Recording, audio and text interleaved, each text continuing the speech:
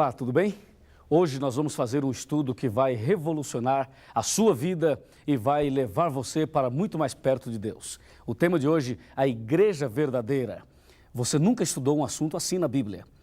Eu quero te perguntar, será que a Bíblia fala qual é a Igreja Verdadeira? Com certeza ela fala, e fala muito mais do que isso. Primeiramente, você precisa saber qual é a definição de igreja de acordo com a Bíblia. De acordo com a Palavra de Deus, igreja tem dois significados. Vamos conversar muito seriamente sobre esta definição, porque após essa definição você vai saber como entender melhor esse assunto. Então vamos conversar bem mais perto. Duas definições de igreja. Primeira definição, cada indivíduo é uma igreja. Eu e você. Você é uma igreja, eu sou uma igreja. A Bíblia diz, vós sois o templo do Espírito Santo. Está em 1 Coríntios, capítulo 3, 16 e 17 e capítulo 6, verso 19 e 20. Cada indivíduo, repito, é uma igreja. Portanto, você pode fazer o seu culto aonde você quiser.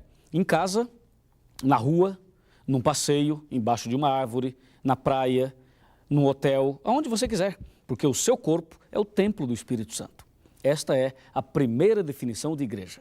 A segunda definição é denominação.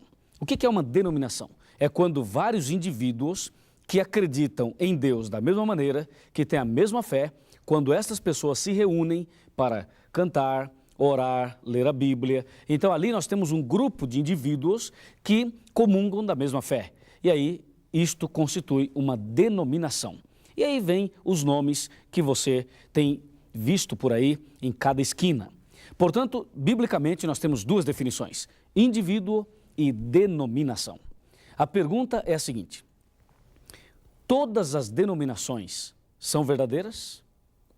E todas as pessoas serão salvas, mesmo que não estejam frequentando nenhuma dessas denominações?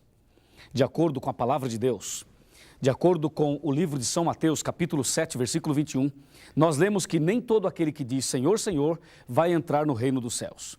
Nem todo aquele que usa a Bíblia, nem todo aquele que fala do nome de Jesus, nem todo aquele que canta, que ora e enfim, nem todos que estão aí nas denominações entrarão no céu. A Bíblia é clara, só vai entrar no céu quem guarda os mandamentos de Deus. E claro, quem aceita Jesus como Salvador pessoal. Mas a pergunta continua, todos os caminhos levam a Deus? Todas as estradas levam ao Rio de Janeiro? O que você acha? Todas as estradas levam a Curitiba? O que você acha? Pergunto, a igreja que você frequenta é a verdadeira? Faz o seguinte, pergunta para um católico. Fala assim, escuta, a igreja católica é verdadeira ou falsa? O que você acha que ele vai te responder? E se você perguntar para um batista, para um presbiteriano, para um adventista, para um espírita, para um assembleiano, para alguém de qualquer que seja a sua denominação, pergunte, a sua igreja é falsa ou verdadeira? A resposta, claro, é única, é verdadeira. Todo mundo diz que a sua igreja é verdadeira. Então eu pergunto a você, se todas as igrejas são verdadeiras, a Bíblia é falsa? A Bíblia é mentirosa? Porque a Bíblia diz que nem todos que falam Senhor, Senhor, entrarão no reino dos céus. E a Bíblia também diz claramente de que nos últimos dias surgiriam falsos profetas. E aí, como sair desta situação? Pensa um pouquinho. A palavra de Deus nos dá a saída, nos responde estas perguntas. O Apocalipse tem a resposta para esta pergunta que eu fiz agora e para todas as perguntas que você tem. Vamos dar uma passada através da história, através dos séculos, e vamos ver, não só na Bíblia, como também na história, a Igreja de Deus, a Igreja verdadeira. No estudo anterior, você viu comigo, em Apocalipse 12, as características proféticas, simbólicas da Igreja de Deus. Mas agora você vai ver a Igreja através da história. Primeiramente, Efésios, eu vou abrir a minha Bíblia aqui, no livro de Efésios, no capítulo 5 e no versículo 23. Porque o marido é o cabeça da mulher, como também Cristo é o cabeça da igreja. Observe que aqui não fala das igrejas no plural, mas fala da igreja no singular. Isto diz alguma coisa? Claro que diz. Está dizendo que existe uma igreja, apenas uma. E o versículo 24 diz assim: como, porém, a igreja, de novo no singular, está sujeita a Cristo, assim também as mulheres em tudo devem ser submissas ao seu marido. Olha o versículo 25. Maridos, amai vossa mulher, como também Cristo amou a igreja. Nunca as igrejas. Entendeu? Biblicamente, só existe uma igreja. E olha o versículo 26. Para que a santificasse, tendo-a purificado por meio da lavagem de água pela palavra, para a apresentar a si mesmo igreja gloriosa, sem mácula, nem ruga, nem coisa semelhante, porém santa e sem defeito. Demais. Viu como a Bíblia é clara? Ela deixa claro para nós de que só existe uma igreja, só uma denominação. E aí, a conclusão é muito simples. Se só existe uma denominação, se só existe uma igreja verdadeira, então as outras são falsas. Aí você toma um susto e diz: meu Deus do céu, então quer dizer que só vai entrar no céu quem frequenta uma igreja? Não, calma, não se desespere. Nós vamos analisar agora, através dos séculos. Vem aqui, vamos dar uma olhadinha no computador. A igreja verdadeira, acompanhe atentamente, através dos séculos. No Jardim do Éden, a igreja de Deus tinha dois membros, Adão e Eva. A igreja tinha dois membros. Na época de Sodoma e Gomorra, duas grandes cidades do passado, quando Deus destruiu Sodoma e Gomorra, apenas 3 pessoas se salvaram. Veja, no Jardim do Éden, 2 pessoas, em Sodoma e Gomorra, 3 pessoas. Eram os membros da igreja verdadeira. E agora você pode olhar aqui, olha, na época do dilúvio, quando Deus mandou o dilúvio, e aqui uma informação importante, o dilúvio foi geral, foi mundial. Na época do dilúvio, apenas 8 pessoas se salvaram. O que você percebe? Você percebe no Éden, 2 pessoas, em Sodoma e Gomorra, 3, e no dilúvio, 8 pessoas. Está crescendo o número de membros, mas é assustador saber que no dilúvio apenas 8 pessoas se salvaram. Dá uma olhada aqui e veja esta informação. O povo de Israel, formado a princípio por 12 tribos, formou um grande bloco, um grande povo, e este passou a ser o povo de Deus. Quem era Israel? Essa é uma história interessante. Eu vou te contar em detalhes a história do povo de Israel. Você vai entender isso claramente. Olha, Israel era um homem. Esse homem chamava-se Jacó. A história começou assim. Um dia, Deus chamou Abraão. Abraão, vem aqui. Deus pediu que Abraão chegasse mais perto. Abraão chegou e Deus disse: Abraão, eu vou fazer de você uma grande nação. Você vai ter um filho com a sua esposa e você vai ser pai de uma grande nação.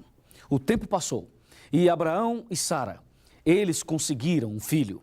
A Sara ficou grávida e quando o filho nasceu, ela tinha aproximadamente 90 anos e Abraão tinha aproximadamente 100 anos. Nasceu o menino chamou-se Isaque.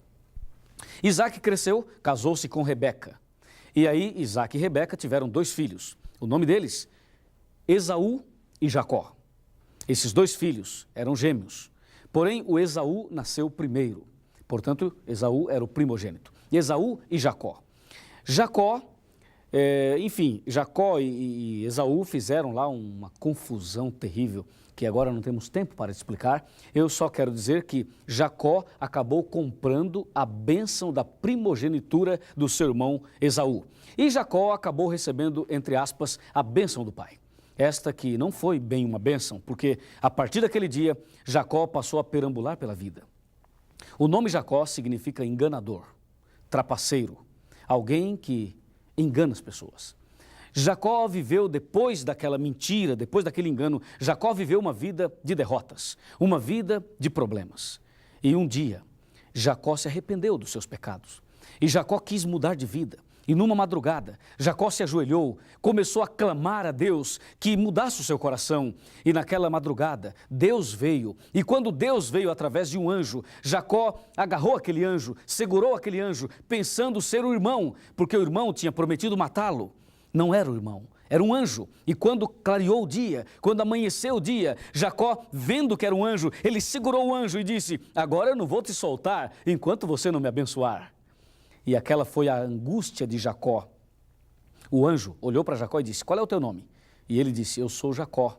Em outras palavras, eu sou uma pessoa que tem lutado muito, eu sou enganador, eu menti, eu roubei, eu fiz isto, fiz aquilo. Ele começou a revelar, através do seu nome, da sua identidade, quem realmente ele era. E naquele dia, o anjo, mandado por Deus, disse: a partir de hoje, o seu nome não será mais Jacó, o seu nome será Israel. Que diferença? Jacó significa enganador e Israel significa vencedor. Aquele que lutou com Deus e venceu. Venceu não Deus, mas venceu a sua tendência pecaminosa. Venceu a sua natureza maldosa. Venceu, com certeza, a luta entre o bem e o mal pelo poder de Deus. O nome de Jacó passou a ser Israel. E a partir de então, Israel, ele teve 12 filhos. E desses 12 filhos foi constituído o povo de Israel, a grande nação de Israel, que até hoje existe. Então este povo passou a ser o povo de Deus. Vamos dar mais uma olhada aqui no computador e daqui a pouco vou te mostrar numa tela muito maior toda essa história da igreja através dos séculos. Dá uma chegada aqui e vamos olhar aqui no computador. Agora você sabe a história do povo de Israel, como tudo começou. Israel era o Jacó, só que o Israel é o Jacó convertido. Portanto, Israel era neto de Abraão e Deus cumpriu a promessa e através do neto de Abraão, Deus fez a grande nação que ele tinha prometido ao seu servo Abraão. Israel tornou-se uma poderosíssima, uma grande nação. Era a nação escolhida, a igreja verdadeira de Deus. Quando Jesus Cristo veio aqui na terra e Jesus morreu na cruz, derramando o seu sangue para nos salvar, infelizmente o povo de Israel rejeitou o seu Deus. E aí Jesus chamou 12 apóstolos.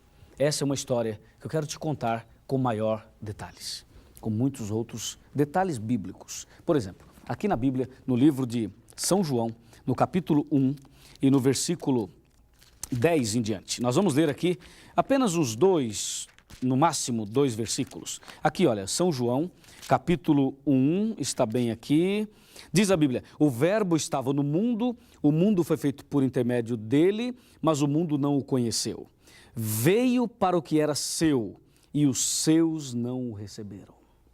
O povo de Deus rejeitou o seu Deus. Mas isto não aconteceu apenas com o povo de Israel. Quantas vezes nós temos rejeitado o nosso Deus? Quantas vezes temos fugido de Deus? Quantas vezes você tem procurado fugir da mensagem da salvação? Muitas pessoas fazem isso. O povo de Israel rejeitou o seu Deus. E é possível que nos dias de hoje, muitas pessoas também têm rejeitado o seu Deus. Eu espero que você nunca rejeite esse Deus maravilhoso. E ao entender melhor a igreja verdadeira, eu espero que você não caia no erro do povo de Israel, que rejeitou definitivamente o seu Deus. E hoje, o povo de Deus não é mais o povo de Israel. Hoje o povo de Deus está espalhado em toda a face da terra. Mas lembre-se que Deus tem uma igreja, uma denominação verdadeira, uma denominação religiosa. Entendeu? E você precisa agora descobrir que igreja é essa. Vamos continuar na viagem através dos séculos. Lembrando que cada indivíduo é uma igreja, mas que Deus tem uma denominação, uma igreja organizada aqui na terra. Vamos continuar no computador, olhando essas imagens e ao mesmo tempo analisando todos os detalhes. O povo de Israel rejeitou o seu Deus. Então Jesus chamou os 12 apóstolos e deu início ao cristianismo.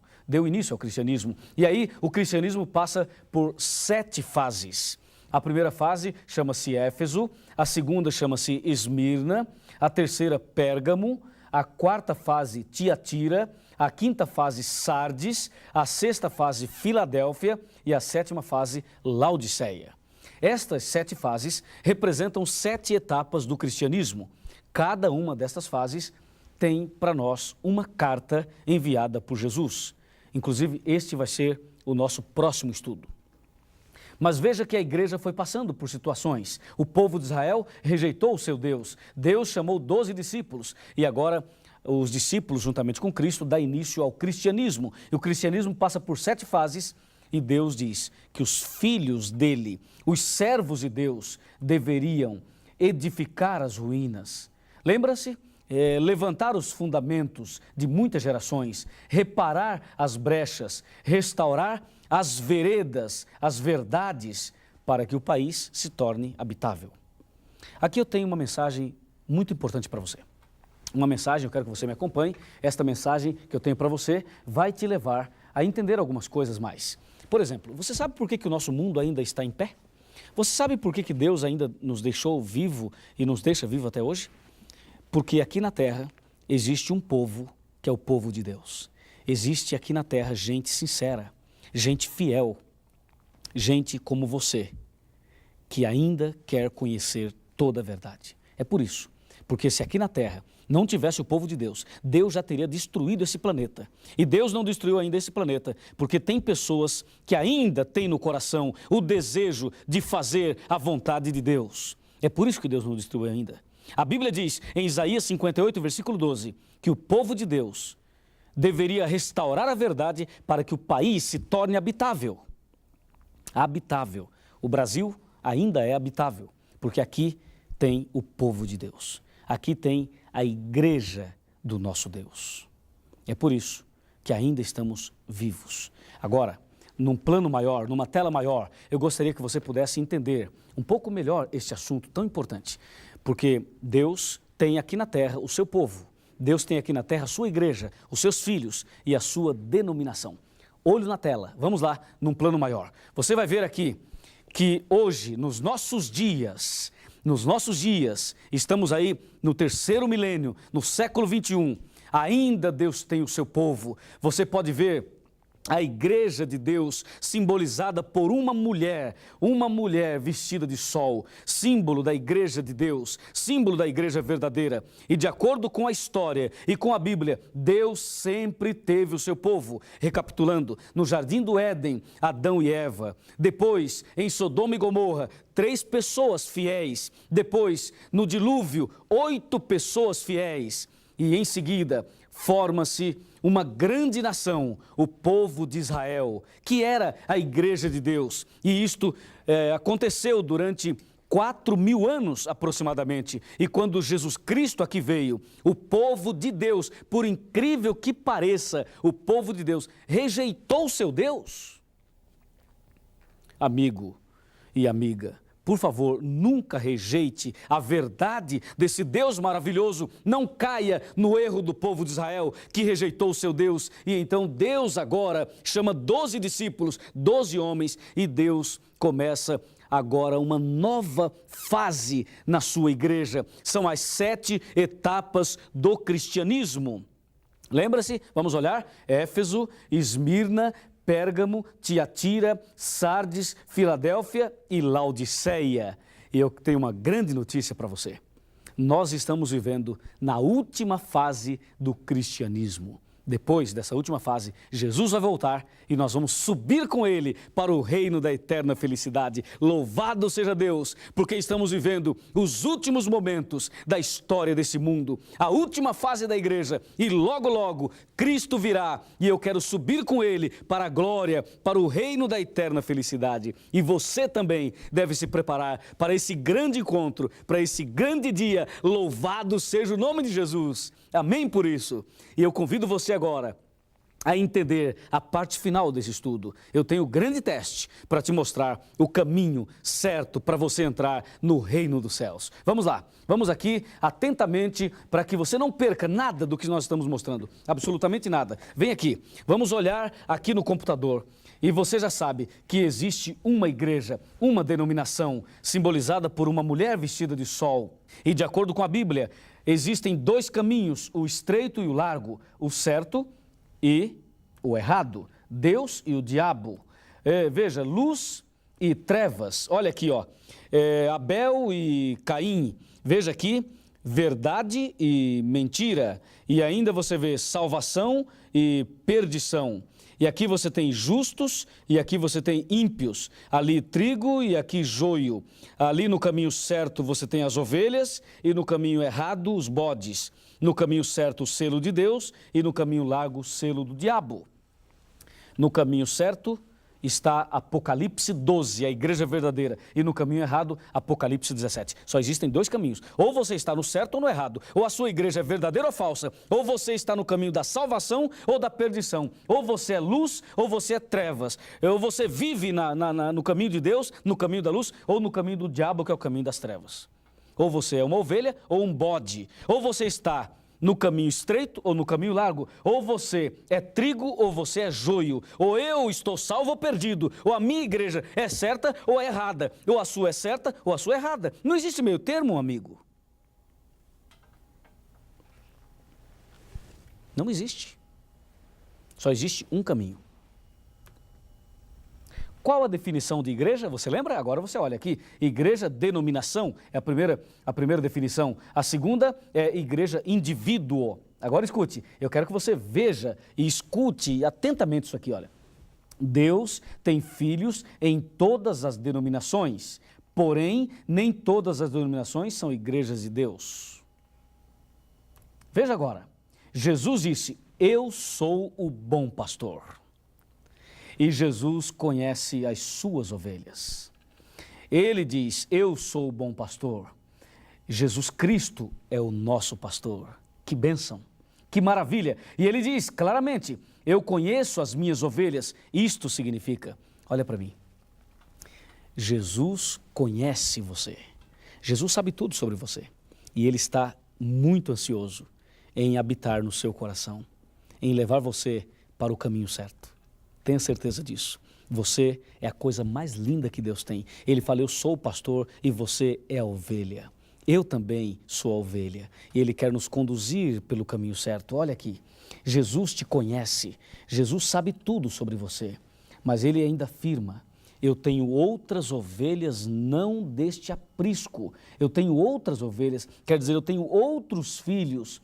Outros filhos não deste aprisco, significa não desta igreja. Significa, olha para cá, que Jesus tem filhos na igreja adventista, na igreja católica, na Assembleia de Deus, na congregação cristã, nas testemunhas de Jeová, ele tem na Universal, ele tem na Batista, ele tem na Metodista, ele tem na Quadrangular, ele tem em todas as denominações, até no Espiritismo, existem pessoas que pertencem a Deus. E talvez você esteja em algumas dessas igrejas, ou em outra igreja que eu não mencionei aqui, quem sabe na igreja dos Mormons, ou quem sabe você não frequenta igreja nenhuma. Não se preocupe, você é de Deus também. Diga amém.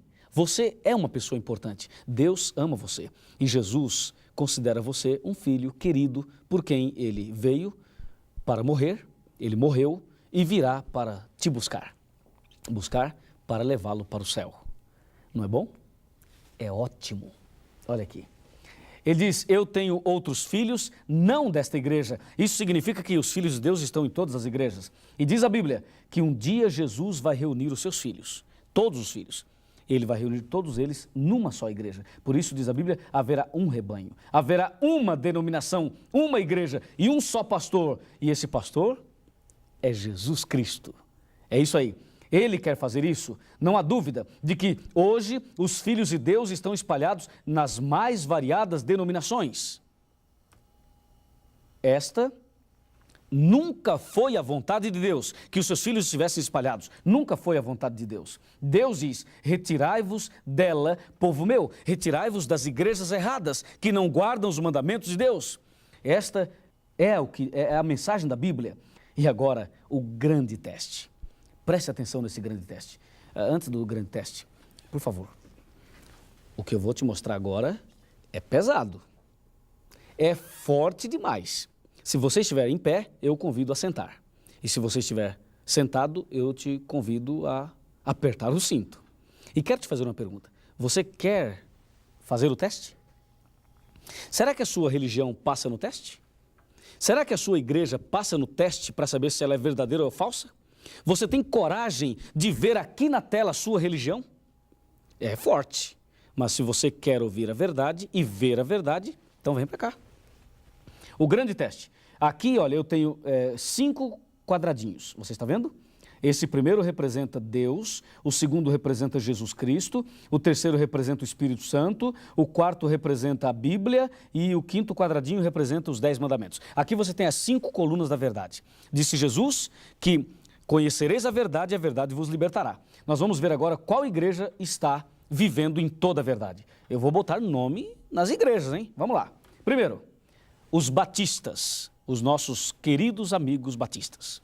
Será que os batistas têm toda a verdade? Pergunto, os batistas creem em Deus? Sim. Eles creem em Jesus? Sim, também. Eles creem no Espírito Santo? Também creem. Eles creem na Bíblia? Claro que sim. E os batistas aceitam os 10 mandamentos?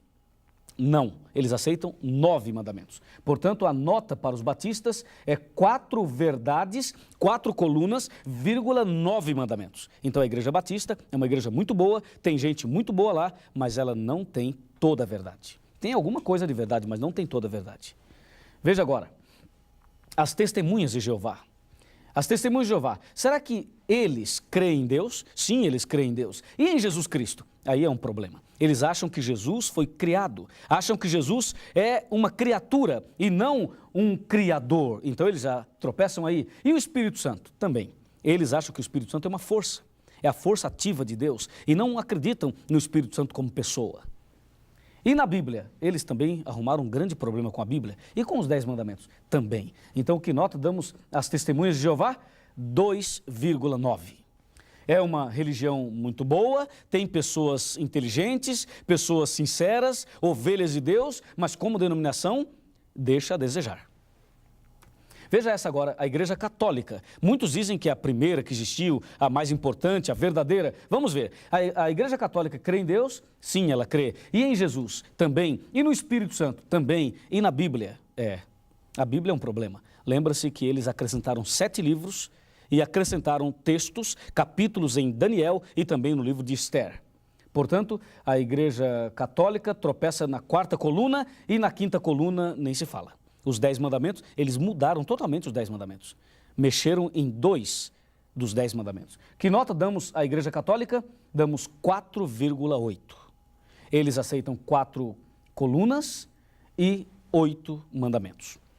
A próxima igreja, os mormons, Igreja de Jesus Cristo dos Santos dos Últimos Dias, os mormons. Vamos ver, eles creem em Deus, em Jesus, no Espírito Santo, na Bíblia e nos 10 mandamentos. Vamos ver que nota nós temos aqui. Nós temos 3,9. Por quê? Porque eles não creem somente na Bíblia, mas tem o livro de Mormons. E agora você vê aqui.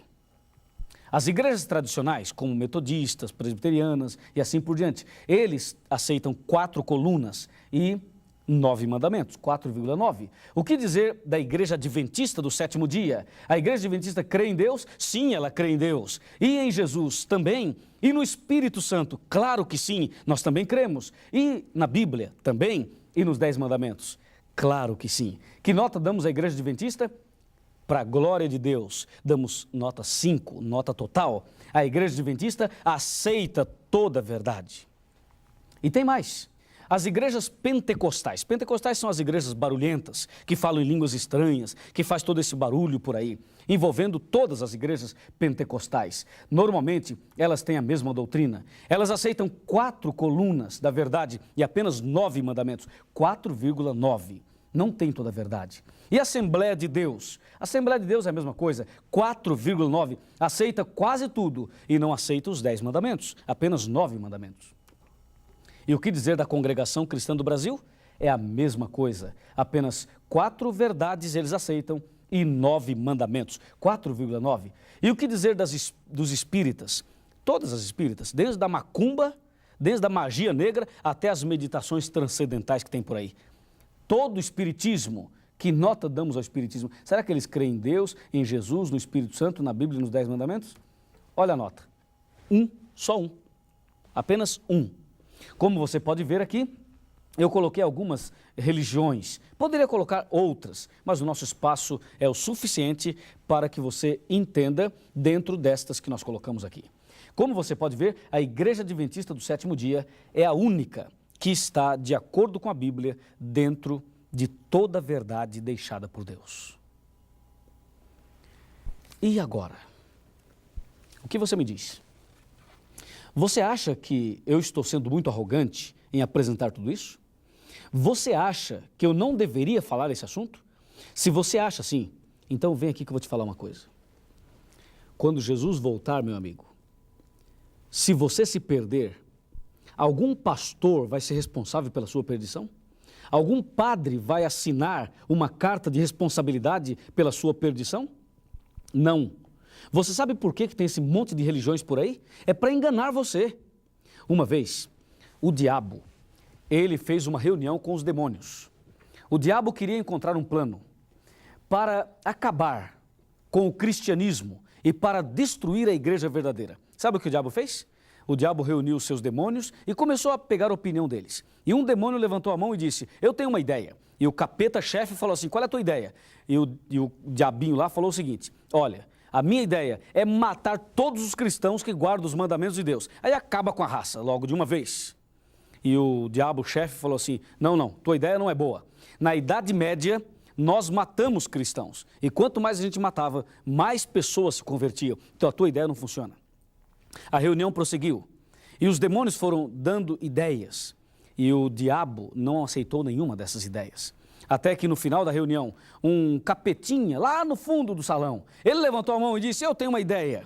E então o diabo-chefe falou, qual é a tua ideia? Ele disse, a minha ideia é o seguinte, não vamos matar mais cristãos, nem vamos queimar mais bíblias. Pelo contrário, a partir de hoje, nós vamos incentivar as pessoas. Eu estou pegando aqui a minha Bíblia. Nós vamos apoiar, incentivar que as pessoas peguem a Bíblia, e que abra-se muitas igrejas, que se abram muitas portas de igrejas pequenas, igrejas médias, igrejas grandes. Vamos incentivar e que a partir de hoje nós possamos ter em cada esquina uma religião diferente e aí nós vamos confundir todo mundo. Não vamos permitir que as pessoas descubram a verdade. E aí a gente deixa cada um com a Bíblia na mão, deixa que as pessoas cantem, que elas façam orações, mas não vamos deixar as pessoas viverem na verdade. Olha, depois disso que esse demônio falou, o capeta-chefe olhou para ele e falou assim, rapaz, a tua ideia é diabólica. E a reunião, então, ficou um pouco mais inflamada. E aí, o diabo, a partir daquele dia, começou a incentivar a abertura de muitas igrejas. E hoje, o que você acha? Hoje tem religião em cada esquina. Tem religião para todos os gostos. Se você gosta de samba, tem religião que toca samba. Se você gosta de uma igreja mais simples, tem uma igrejinha mais simples. Se você gosta de uma igreja para rico, então tem uma igreja para rico. Hoje tem religiões, né, aos montes por aí. E eu pergunto, o que você pensa quando você olha para essa confusão religiosa, para essa verdadeira Babilônia? Sabe o que muitas pessoas dizem e pensam? Dizem assim, quer saber de uma coisa? Eu não vou para religião nenhuma, porque cada uma fala uma coisa, uma fala mal da outra, a outra fala mal dessa uma, e cada uma prega uma coisa diferente. Quer saber de uma coisa? Eu não vou para lugar nenhum, eu vou ficar na minha casa. Aí o diabo olha para você e diz, é isso aí, fica em casa mesmo. Funcionou o meu plano, tá vendo? Abrimos um monte de religiões e agora as pessoas não sabem qual é o caminho certo e ficam em casa. Yes, deu certo, diz o diabo. E aí? Você vai cair na rede de Satanás? Vai cair na arapuca do diabo? Não, meu amigo. Deus tem um caminho para você. Deus tem uma igreja para você. E eu tenho certeza que agora você sabe que a igreja de Deus, a igreja adventista do sétimo dia, é aquela que tem toda a verdade. E eu termino chamando a sua atenção para um versículo do livro do profeta Isaías. E este versículo, eu gostaria que você pegasse uma caneta e escrevesse isto num papel, em algum livro, aonde você costuma ler, seja na sua cadernetinha de anotação ou até mesmo no rodapé da sua Bíblia. Isaías capítulo 56, versículo 8, está bem aqui. Assim diz o Senhor Deus, que congrega os dispersos de Israel. Ainda congregarei outros aos que já se acham reunidos. Amigo e amiga, Deus tem uma igreja e tem os seus filhos reunidos. E sabe o que o profeta está dizendo? Que Deus quer congregar, reunir outras pessoas aos que já se acham reunidos. Você deseja fazer parte do povo de Deus, não deseja? Eu posso imaginar que você está sentindo agora vontade de fazer parte da igreja de Deus que é fiel a esse Deus maravilhoso. Você viu o grande teste e agora é com você. Agora você decide, agora você escolhe o final. agora você sabe o que vai fazer. Já ouviu essas palavras por aí? Já, mas eu quero te contar uma história e essa história vai te aproximar muito mais de Deus. Eu vou aqui, olha para mim, olha aqui para mim, imagine que eu esteja numa sala de aula, tá bem? Estou numa sala de aula agora e numa sala de aula eu vou contar para você essa história. Tinha um professor muito inteligente. Esse professor era muito inteligente mesmo. E um dia, os alunos pensaram em desmascarar esse professor e, quem sabe, provar que ele não era tão inteligente assim. E aí, um garoto, aqueles alunos bem terríveis, ele pegou alguma coisa e colocou na mão. E ele escondeu as suas duas mãos aqui atrás. E ele disse: professor, se o senhor é tão inteligente, adivinha o que eu tenho na minha mão? E o professor pensou, abaixou a cabeça, andou para cá. Depois o professor voltou, andou para cá novamente. Pensou, pensou e pensou. E aí o professor olhou bem nos olhos do aluno e disse assim: eu já sei a resposta. E o aluno sabia que quando o professor dizia já sei é porque ele sabia mesmo. E o professor disse: querido aluno, o que você tem nas suas mãos, aí atrás, é um passarinho. Acertou! Que professor inteligente, acertou, é um passarinho mesmo. E o aluno disse: calma, professor, eu ainda não terminei. O senhor acertou, é um passarinho que tem aqui na minha mão. Mas me diz aí, professor, o passarinho está vivo ou morto? E ele pensou: agora eu pego o professor. Se ele falar está morto, eu digo não, senhor, está vivo. E se ele falar está vivo, eu mato aqui atrás e digo não, senhor, está morto. Hã? E ele pensou: agora ele não escapa. Vai, professor, diz aí, está vivo ou está morto? E o professor coçou a cabeça. Andou para cá, andou para lá. Estava difícil. Mas aí o professor disse: já sei a resposta. E o garoto pensou: será que ele sabe? Nem eu sei a saída para essa pergunta que eu fiz. Mas o professor, quando dizia já sei, é porque ele sabia mesmo. E o aluno ficou esperando e a classe fez um silêncio. Um momento em que o professor deveria responder. Estava em jogo a sabedoria ou não do professor. O professor, olhando para os olhos do aluno, disse: querido aluno, se o passarinho está vivo ou morto, eu não sei. Mas uma coisa eu sei: a decisão está em suas mãos. Uau! Que resposta desse professor! A classe fez silêncio absoluto. Todo mundo abaixou a cabeça. Que sabedoria, que resposta! A decisão está em suas mãos. É isso. Meu amigo, se você pertence à igreja verdadeira ou não, eu não sei. Se você vai entrar no céu ou não, eu também não sei. Se você é sincero ou não, eu também não sei. Se você está no caminho certo ou no caminho errado, eu também não sei. Se você vai aceitar o que está na Bíblia ou vai rejeitar, eu também não sei. Mas uma coisa eu sei: a partir de agora, sabendo tudo que você sabe, a decisão está em suas mãos. Você decide. E se você quer seguir a verdade, eu vou orar por você. E Deus vai te abençoar. Vamos orar? Ó Deus maravilhoso, obrigado por esta mensagem. Obrigado por esse estudo. Obrigado por sabermos a igreja verdadeira. Descobrimos na Bíblia que existe uma igreja que é fiel a Ti e que vive em toda a verdade. E agora, eu tomei a decisão e este que está orando comigo, esta mulher que está orando comigo também, tomou a mesma decisão. Queremos andar na verdade, no caminho certo. E por isso, eu rogo neste momento uma bênção sobre esta pessoa que está orando comigo. E que um dia possamos juntos viver no reino da eterna felicidade. Muito obrigado, Senhor. Em nome de Jesus.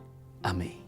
Fique atento e não falte no nosso próximo encontro. Que Deus te abençoe e nunca se esqueça: você é a coisa mais linda que Deus tem aqui neste mundo. Fique com Deus e até lá.